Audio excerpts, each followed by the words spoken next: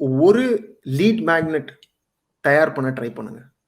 Okay. மெயினா வந்து இப்போ நீங்க சொன்னீங்க இல்லையா, அந்த ரியல் எஸ்டேட் இண்டஸ்ட்ரியில போடுறாங்க அப்படின்னு சொன்னீங்க இல்லையா. இப்போ இந்த இந்த விஷயத்துக்கு எனக்கே கூட தெரியாது. ஏன்னா நான் வந்து ரியல் எஸ்டேட் ஏஜென்ட்ஸ் கிட்டயோ இல்லை இண்டிபெண்டன்ட் ஏஜென்ட்ஸ் கிட்டயோ வேலை பார்த்ததில்ல. உங்களுக்கு இருக்கு, உங்களுக்கு தெரியும் என்ன பண்ணீங்க, என்ன பண்றாங்க, ரியல் எஸ்டேட் ஏஜென்ட்க்கு என்ன தேவை, அவங்களுடைய வெப்சைட் எப்படி இருக்கணும், என்ன செக்ஷன் இருக்கணும், என்ன எழுதணும் அப்படின்ற ஒரு செக்ஷன் இருக்கும். இதை ஒரு சின்ன ஒரு ஒரு பிடிஎஃப் கூட இருக்கலாம். சும்மா கூகுள் டாக்ஸ்ல டைப் பண்ணிட்டு அவங்களுக்கு என்ன பிரச்சனை, என்னென்ன பண்ணணும், இதை நீங்க எப்படி யோசிக்கலாம் அப்படின்னா, ஃபர்ஸ்ட் கால்ல அவங்க என்னென்னலாம் கேள்வி உங்ககிட்ட கேட்டாங்க அப்படின்னு நீங்க மனசுல வச்சுக்கோங்க.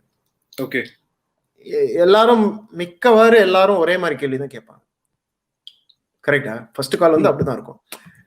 ஒரு ஜெனரிக்கான கேள்வி, ரியல் எஸ்டேட்ல எப்படி பண்றது, இது நடக்குமா, இது நடக்காத, இந்த மாதிரிலாம் கேள்வி கேட்பாங்க. அதை எடுத்து அதான் லீட் மேக்னெட் அப்படின்னு சொல்றோம்.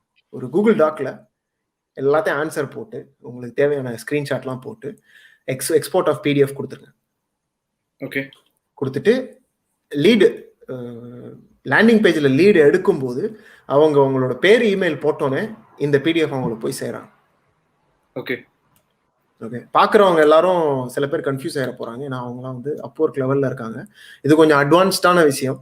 சத்யா வந்து கொஞ்சம் அட்வான்ஸ் ஸ்டேஜில் இருக்கிறனால அவர் வந்து அப்வொர்க்லாம் இல்லாமல் தானாக பண்ணுறதுனால அதுக்கான வழிகள் தான் இதெல்லாம். ஸோ அப்வொர்க்கில் பண்ணுறது போது அப்வொர்க்குக்கும் இதுக்கும் சம்பந்தம் இருக்காது.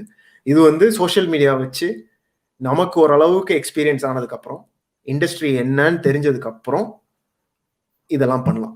ஸ்டார்டிங்கில் இது பண்ணுறது வந்து கொஞ்சம் கஷ்டம், கான்டாக்ட்ஸ்லாம் இல்லை அப்படின்னா. அதுக்காக தான் சத்யாவுக்கு இதை சொல்கிறது. அது போக வந்து வெயிட்டிங் லிஸ்ட்டில் வந்து